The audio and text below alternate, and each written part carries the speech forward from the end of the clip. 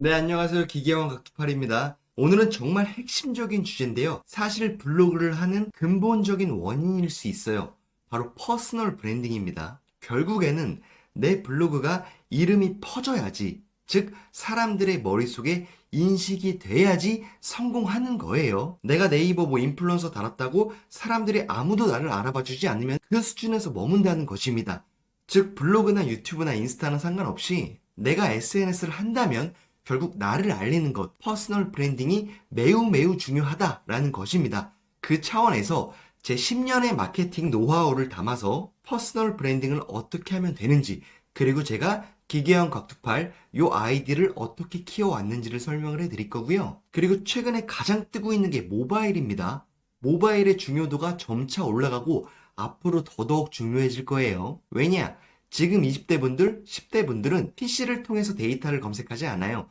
모바일을 위주로 사용하기 때문에 네이버가 생각하는 미래의 먹거리는 모바일이라는 것입니다. 그러니 저희도 이렇게 변화하는 시대를 따라가야 된다는 것입니다. 즉, 전문가스러운 모바일 커버 이미지를 만드는 것도 상당히 중요하다는 거예요. 디자인 능력이 전혀 없는 제가 어떻게 모바일 커버 이미지를 꾸몄는지를 A부터 Z까지 모두 보여드릴 거고요.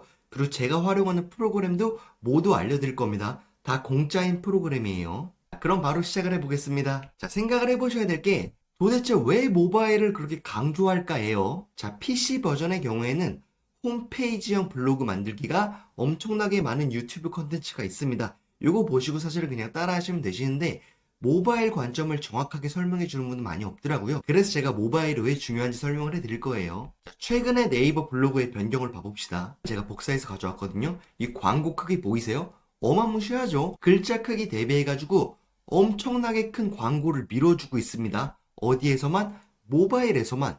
그만큼 네이버가 지금 모바일 시장에 집중하려는 추세인 거예요. 이제 이 데이터가 제 블로그에 들어오는 실제 유입 데이터거든요. 모바일이 1등이죠. 네이버 통합 검색했을 때 모바일이 42.62%로 1등이라는 것입니다. 1년 전만 해도 이 네이버 통합 검색 PC가 훨씬 높았어요. 그런데 지금 추세가 점점점 모바일로 움직이고 있다라는 게 저는 피부로 느껴지거든요. 그만큼 모바일이 중요해졌다라는 거고요. 그리고 하나 더, 수익입니다. 수익. 애드포스트 수익을 어떻게 늘리는지 제가 과거 컨텐츠에서 미리 다 보여드렸죠. 제가 그 방법을 꾸준히 수행하고 있는데 결과가 나쁘지 않아요. 9월 2일에는 최고 수익인 36,447원이 하루 만에 나왔습니다. 제가 인플루언서나 최저가 블로그가 아님에도 모바일 쪽에 유입되는 키워드에 집중하고요. 그리고 해당 키워드가 CPC 광고와 매칭되어 있는 그러한 주제들 위주로 글을 쓰다 보니까 점점 수익이 늘어나는 것도 맞다는 것입니다. 그래서 모바일이 중요하다는 것이죠. 그리고 우리가 블로그로 성공하기 위해서는 결국 퍼스널 브랜딩을 해야 돼요. 성공과 실패를 가르는 가장 큰 요소가 바로 퍼스널 브랜딩이거든요. 예를 들어 볼게요. 엄청난 미모를 가진 아름다운 20대 여성이 있고요. 30대 연예인인 박나래 씨가 있습니다. 누가 더 유명할까요? 박나래 씨입니다. 박나래 씨가 돈을 훨씬 많이 벌죠. 비교할 수 없을 정도로 많이 벌 텐데, 왜냐하면 박나래라는 사람은 이미 대한민국 사람들이 어떤 사람이다 라고 각인이 되어 있다는 거예요. 그만큼 박나래 씨는 자기 자신을 브랜딩하는 것에 성공을 했고요. 그 결과는 엄청난 돈이죠. 돈을 엄청나게 벌잖아요. 결국 성공하기 위해서는 나를 알리는 게 그만큼 중요하다라는 것을 인지하셨으면 좋겠어요. 그래서 블로그를 무작정 시작하지 마시고 내 방향성과 나를 어떻게 알릴 것인지 그거를 집중하셔야 된다는 것입니다. 그래서 저는 블로그를 처음 시작할 때 퍼스널 브랜딩에 굉장히 집중을 했어요. 제 아이디가 기계왕 곽두팔이죠. 되게 이상하잖아요. 어느 사람이 기계왕 곽두팔을 알겠어요? 누가 들어봤겠어요? 세상에 없는 단어인데 이게 지금 네이버의 검색 결과를 봐볼까요? 이게 검색 결과거든요. 곽두팔이란 대명사 되게 유명하죠. 이게 검색량이 2620이에요. 근데 지금 제가 기계왕 곽두팔을 검색하면은 검색 수학비가 벌써 1700이나 됩니다. 상당히 높은 수치예요. 블로그 10년 하고 강의하시는 분들 굉장히 많잖아요. 그분들의 아이디를 한번 검색을 해보세요. 저 수준이 나오는지. 절대로 이 정도 수준이 안 나올 거예요. 이 정도 수준은 거의 탑급 인플루언서, 네이버로 치면 굉장히 높은 인플루언서 분들, 그런 사람들이 이 수준이 나올 거예요. 근데 저는 1년 했잖아요. 1년. 1년 만에 이 정도를 따라왔다는 것입니다. 그만큼 저는 퍼스널 브랜딩 성공을 한 거예요. 다만 저는 현직 마케터였죠. 그리고 네이버라는 시장을 굉장히 잘 아는 온라인 MD였기 때문에 조금 더 유리했다는 것은 부정할 수 없는 사실이긴 합니다. 그 노하우를 풀어드리겠다는 것입니다. 일단은 블로그를 시작하기 전에 가장 중요한 게 네이밍 짓는 거예요. 즉 블로그의 활동명을 정하는 겁니다. 저는 활동명을 기계왕 곽두팔로 정한 거예요. 자, 심플하게 생각해서요. 좋은 네이밍은 무엇인가를 생각해 보세요. 바로 네이버를 검색했을 때 나오지 않는 네이밍입니다. 보여드릴까요? 자, 네이버에 기계왕 곽두팔을 쳐봤습니다. 바로 저희 블로그, 유튜브까지 시작해가지고 엄청나게 많은 글들이 나오죠. 거의 제가 작성한 글들과 저와 관련된 영상이나 카페 글이 도배되어 있습니다. 그만큼 지금 잘 구축이 되어 있다는 건데요. 예를 들어서요. 제가 블로그 아이디를 기계왕 곽두팔이 아니고 본명인 김민재로 했다고 가정을 해보겠습니다. 제가 예를 들어서 네이버 인플루언서까지 선정이 됐다고 가정을 해볼게요. 그럼 김민재 쳐볼까요? 제 블로그가 노출된 확률은 0%라고 보시면 돼요. 김민재 일단 축구선수 굉장히 유명하죠. 그리고 배우랑 탤런트까지 있고 야구 코치, 카레이서, 씨름 선수까지 엄청나게 많은 유명인들이 있습니다. 그렇기 때문에 네이버를 검색했을 때 나오지 않는 유니크한 이름을 정하는 게 굉장히 중요하다를 말씀을 드리는 거예요. 그 이유는 저처럼 요 기계왕 곽두팔이란 키워드를 검색을 하면 저와 관련된 내용만 명확하게 보여줄 수 있기 때문입니다. 이게 굉장히 중요해요. 그리고 하나 더, 쉽게 기억할 수 있으면서 내 블로그 네이밍에 스토리가 있는 게 베스트입니다. 그래서 저는 쉽게 기억할 수 있는 곽두팔이라는 이름을 쓴 거예요. 예전에 여성분들 뭐 택배 관련해가지고 사건 사고 빈번했을 때 그때 한창 뜨던 이름이 곽두팔이었어요. 그래서 전 그거 활용을 했고요. 다만 그 앞에 기계왕이라는 특별한 내용을 붙여가지고 네이버에 전혀 존재하지 않는 새로운 아이디를 생성해낸 겁니다. 그리고 저는 기계왕 곽두팔이라는 네이밍에 스토리를 입혔거든요. 보여드릴까요? 보시면 제가 예전엔 헬스를 많이 해서 몸이 되게 컸어요. 그리고 상대적으로 좀 힘이 센 편이라 사람들이 되게 힘이 세고 강해 보인다는 얘기를 하거든요. 그래가지고 저는 강력한 남자 이름이 곽두팔을 생각했고요. 그리고 저는 현재까지 직장에서 전문 장비 MD를 하고 있어요. 기계를 잘 다루고 싶다는 생각이 있었기 때문에 기계왕이라는 단어를 생각해냈습니다. 되게 유치하잖아요. 지금 굉장히 유명한 네이버 웹툰 중에 외모지상주의 있죠. 거기서 보면은 뭐 안산의 왕, 인천의 왕, 뭐 서울의 왕 이런 식으로 굉장히 강력한 캐릭터들이 나와가지고 서로 치고받고 하는데 그만큼 왕이라는 단어가 굉장히 파워풀해요. 저는 그걸 알고 있었기 때문에 기계왕 그리고 곽두팔 이 두 개를 합친 겁니다. 그리고 제 이력도 다 저는 공개를 했어요. 저는 제가 대기업 다녔었고 되게 유명한 스타트업도 다녔었고 지금은 중소기업 다니고 있지만 내가 하고 싶은 이커머스를 핸들링하는 일을 하고 있다라는 걸 다 공개했고요. 그만큼 저는 저희 블로그 네이밍에 굉장히 많은 공수를 들였다는 것입니다. 그 결과 나름의 퍼스널 브랜딩에 성공을 한 거예요. 굉장히 짧은 시간에. 그래서 여러분도 치열하게 고민을 해보셔야 될 것 같다라는 말씀을 전달 드리는 거고요. 그리고 하나 좀 말씀드리고 싶은 게 가장 워스트 있잖아요. 안 좋은 거. 내 블로그 활동명으로 안 좋은 거는 땡땡맘, 뭐 누구누구 아빠, 누구누구 형, 뭐 이렇게 너무 유명한 대명사를 쓰는 거는 저는 절대로 비추천드려요. 왜냐하면은 여러분들이 블로그로 아무리 성공을 해도 절대로 검색이 안 돼요. 아까 김민재 케이스 보셨잖아요. 축구선수 김민재라는 너무 유명한 분이 앞에서 딱 맡고 있기 때문에 여러분들이 유명해져도 그 사람만큼 유명해지긴 사실은 불가능에 가깝거든요. 그러니까 너무 유명한 대명사는 절대 쓰지 않는 게 유리하다라는 것도 전달드리고 싶었습니다. 제가 아는 인플루언서 분이 있어요.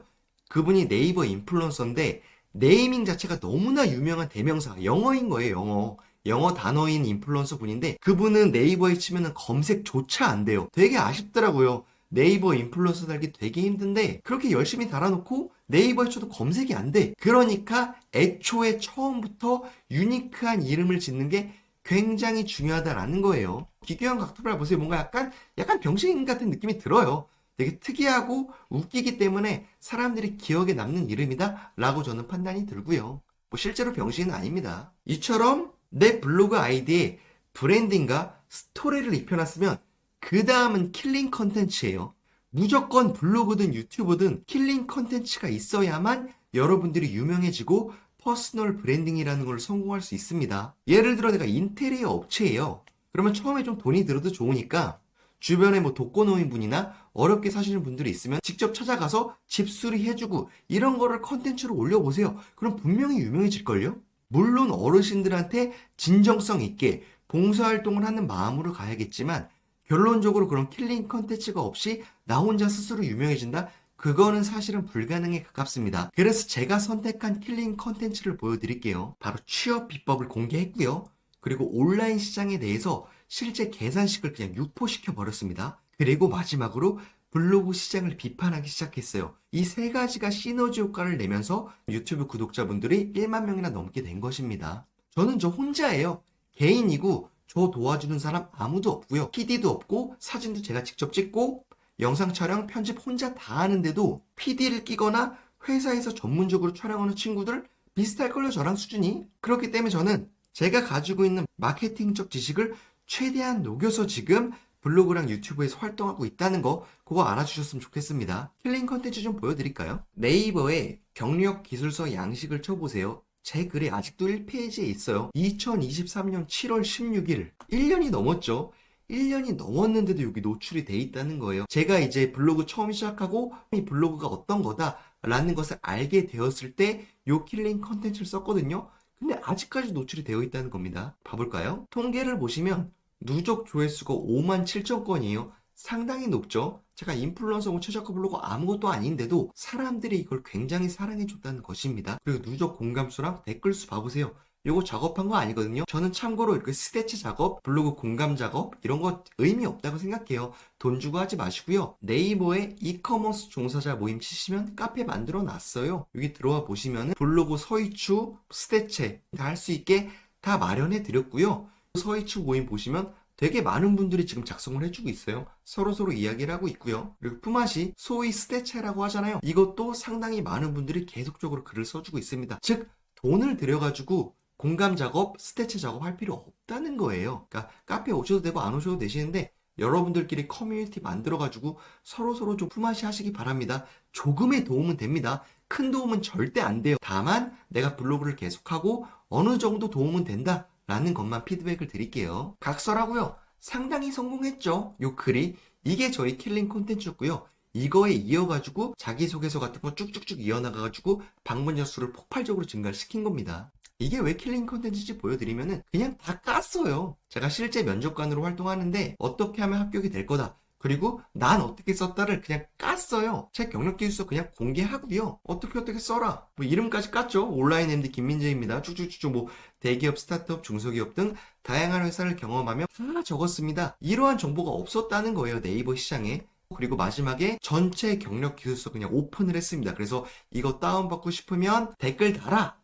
이렇게 유도를 했거든요. 그러니까 1000명이나 넘는 분들이 댓글까지 달면서 제 경력 기술서 블로그 킬링 컨텐츠를 사랑해 줬다는 것입니다. 그래서 여러분도 킬링 컨텐츠를 생각을 하셔야 돼요. 그리고 하나 더, 온라인 시장에 대한 디테일한 내용을 뿌리기 시작했습니다. 네이버에 마진 계산기 치면 쭉 스크롤 내리시면 제게 나올 건데요. 저는 하나 집중했던 게 있거든요. 바로 네이버에 온라인 판매 수수료 관련해가지고 정확한 정보를 주는 사람들이 거의 없다. 극히 드물고 이 정보를 주는 사람들은 다 돈을 받고 이런 정보들을 공유하더라 라는 것을 알게 된 거예요. 그래서 제가 만들었어요. 수수료 계산기, 뭐 스마트 스토어, 쿠팡, 옥션 G마켓 11번가 요 5개 플랫폼을 실질적으로 마진을 시뮬레이션 할 수 있는 엑셀 계산기를 그냥 만들어서 공유해 버렸다는 것입니다. 그냥 뿌린 거예요, 제가 시장에. 그러니까 공감과 댓글 넘쳐나죠. 사람들이 유입까지 하면서 상당히 많은 체류 시간까지 가져갔기 때문에 제가 나름의 성공을 했다는 것입니다. 근데 가장 큰 실수를 하나 했어요. 제가 이 정보들을 알고 싶으면 유튜브를 구독하고 비댓을 남겨주세요 라고 했거든요. 이게 가장 미련한 행동이었다는 걸 늦게 깨달았습니다. 즉 구걸하는 거 있잖아요. 네, 유튜브를 제발 구독해주세요. 구독하면 뭘 드릴게요. 이렇게 거래 관계로 유튜브를 키우면 안 된다는 걸 제가 깨달았어요. 왜냐하면 대중들은 진짜 정보, 킬링 컨텐츠에 움직인다는 것을 저는 알았기 때문입니다. 그래서 제가 최근에 유튜브에만 집중을 하고 있는 것 같아요. 유튜브는 내가 킬링 컨텐츠를 대중들한테 잘 전달만 하면은 충분히 수익으로 리턴을 해주기 때문이에요. 자, 이렇게 취업 비법이랑 온라인 시장에 대해서 네이버 블로그에서 없던 그러한 킬링 컨텐츠를 만들어서 쭉 뿌리고 나니까 제가 방문자가 7,000명, 8,000명, 그리고 10,000명, 11,000명 쭉쭉쭉쭉 올라가더라고요. 그때 제가 블로그 시장이 어떻게 돌아가고 카스트 제도가 있고 궁극적으로 돈을 벌기가 너무 힘들구나. 지금 강의팔이 하시는 분들이 거짓말을 하는 것 같다고 판단이 된다. 이거를 대중들한테 알려야겠다라는 생각이 들기 시작했습니다. 그래서 유튜브를 시작하게 됐고요. 유튜브에서 제가 생각하는 거 있잖아요. 지금 강의파리 시장이 상당히 문제가 많다는 것을 고발하는 컨텐츠를 하기 시작했는데 여기 또 뜨거운 반응을 얻었던 것 같아요. 직접 언급은 좀 어렵지만 예를 들어 뭐 기계원 각두팔, 제가 강의를 받는 강의파리라고 생각을 해보겠습니다. 강의파리들은 꼭 요걸 요청하거든요. 내 강의를 무료로 듣고 싶으면은 듣게 해줄게요. 대신 강의를 듣고 나서 기계원 각투팔 강의 후기 이런 걸 네이버 블로그에 써주세요 라고 할 거예요. 그래서 예를 들어 뭐 기계원 각투팔 강의 후기 이런 걸 쳐보세요. 엄청나게 많은 블로그가 나올 거예요. 그거 클릭하시고요. 블덱스 같은 데 들어가 보시거나 그 사람의 지금 방문자 숫자가 얼마인지 카운팅 해보세요. 대부분 실패했을걸요? 그 사람들 지금 돈 못 벌어요. 소소한 체험단 하거나 아니면 블로그를 포기한 상태시더라고요. 즉 돈을 못 벌었다는 것입니다. 굉장히 유명한 인플루언서 분들 있잖아요. 뭐 본인이 블로그로 엄청난 돈을 벌어가지고 너희들도 그렇게 할 수 있어. 블로그 수익할 수 있어. 돈 충분히 벌 수 있어. 라면서 블로그 강의를 파시는 분들, 그분들이 많이 버는 건 맞아요. 그분들은 10년, 11년을 했기 때문입니다. 그리고 인플루언서, 최저가 블로거 이런 어드밴티지를 미리 받고 있던 사람이고 광고주와 커넥션까지 있고 그 사람들도 자리를 잡았기 때문이고요.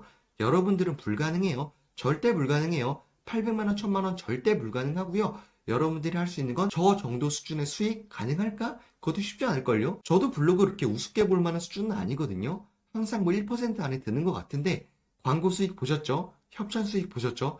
개차반이에요. 쉽지 않다는 거고요. 더 욕하면 이제 네이버에서 진짜 암살자 보낼 것 같으니까 그만하고요. 자, 그래서 돌아와서요. 가장 중요한 거는 시그니처 아이디를 만드는 거예요. 저는 기계왕 곽두팔이란 시그니처 아이디를 만들었죠. 그래서 요걸 만들 때는 제가 앞에서 설명해 드린 마케팅적 개념 그리고 유니크한 개념 내 시그니처 아이디를 쳤을 때 나만 나오게끔 하는 거 그거를 생각하면서 만드셔야 됩니다. 아무렇게나 만들지 마세요. 절대 안 좋아요. 그리고 두 번째로는 모바일의 전문성을 올리셔야 돼요. 모바일 비중이 계속 강화되고 광고 사이즈가 커지고 유입량이 앞으로 늘어날 거기 때문에 모바일의 커버 이미지를 전문성 있게 꾸미는 것도 상당히 중요하다라는 것입니다. 자, 이제부터 조금 복잡해질 수 있어요. 잘 따라오세요. 자, 여러분이 IT 테크 인플루언서가 목적이다.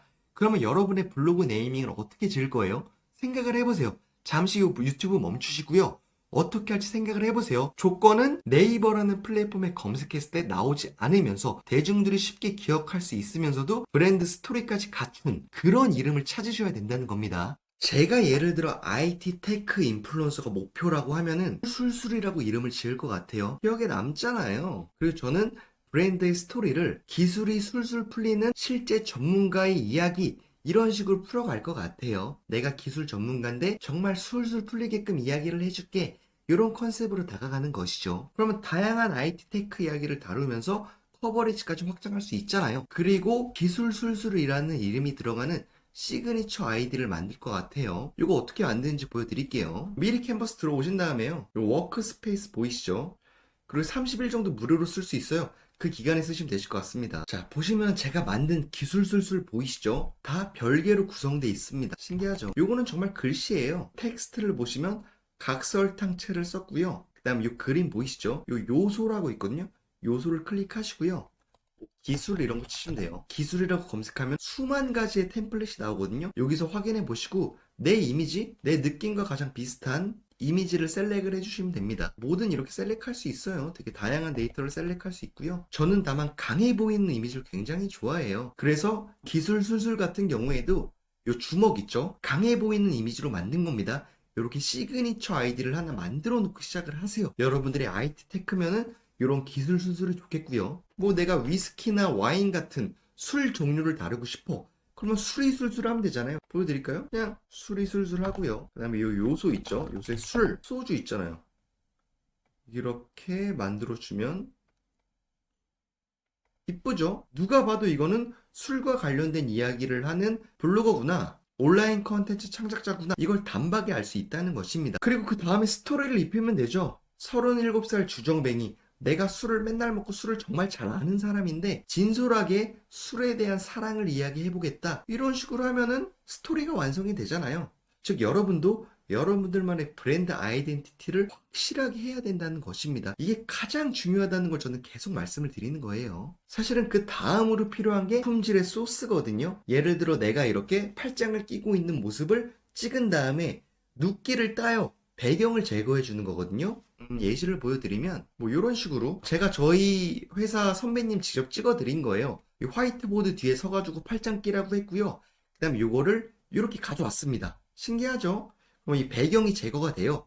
그러면 이제 이렇게 눕기가 따여진 배경이 없는 사진을 가지고 상당히 많은 부분에 활용을 할 수 있어요. 그래서 이런 스킬도 아셔야 돼요. 그리고 가끔씩 모자이크 하는 스킬도 필요한데 어떻게 활용하면 되는지 스킬적인 측면에 대해서는 다음 강의에서 다루겠습니다. 도움이 되셨다면 구독과 좋아요 부탁드리고요. 이상 마치겠습니다. 블로거 기계왕 곽투팔이었습니다. 감사합니다.